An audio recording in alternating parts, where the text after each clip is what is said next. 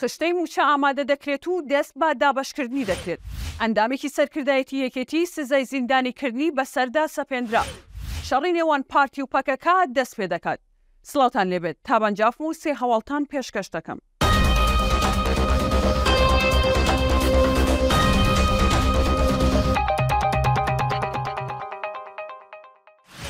دوای ئەوەی ئەمڕۆ یەکشەممە ئەنجومەنی وەزیرانی عێراق بڕیاریدا بۆ ماوەی 3 مانگ بڕی 700 ملیار دیناری مانگانە ڕەوانەی هەرێمی کوردستان بکات. سەرچاوەیەک لە ئەنجومەنی وەزیرانی حکوومەتی هەرێمی کوردستان با تیوار نیوزی ڕاگەیاند. لە بەیانیەوە دووشەممە دەست دەکرێت بە ئامادەکردنی لیستی موچە و دابەشکردنی بەسەر وەزارەتەکاندا.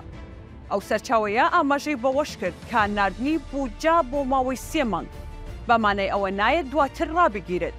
بەڵکو لە ساڵی تازەوە بە پێی یاسای پەسەندکراوی بودجەی پەرلەمانی عێراقی پشکی هەرێم پارێزراوە و دواتریش هەڕەوانە دەکرێت، بەڵام بە میکانیزمی جیاوازتر لەوەی ئێستا.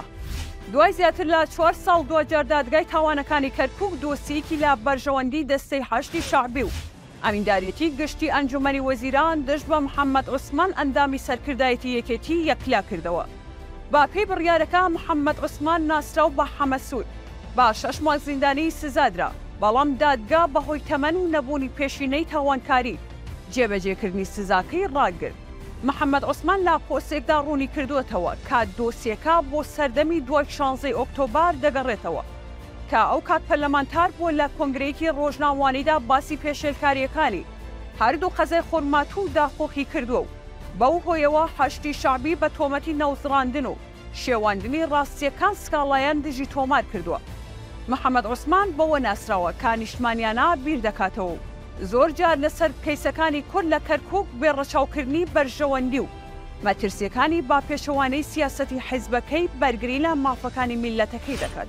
ئاژانسی هەواڵی ڕۆژنیوز لە زاری سەرچاوەکانیەوە مەترسیەکی گەورەی لەسەر ئەگەری شەڕ و پێکدادانی نێوان تورکیا و پارتی لەگەڵ گەریلاکانی پەکەکە ئاشکرا کردووە و دەڵێت تورکیا و پارتی لە سنووری برادۆست ئامادەکاریان دەستپێ کردووە بۆ هێرشکردنە سەر گەریلا.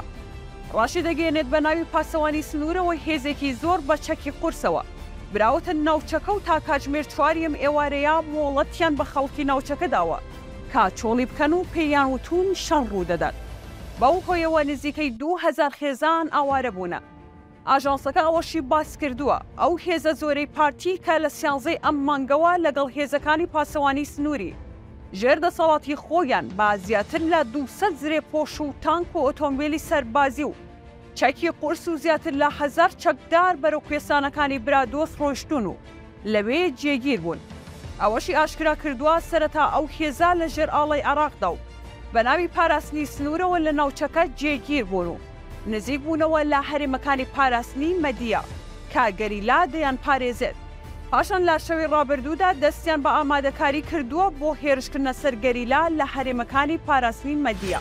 بە یارمەتی هاوکارانم سێ هەواڵم پێشکەشکردن شاد بن.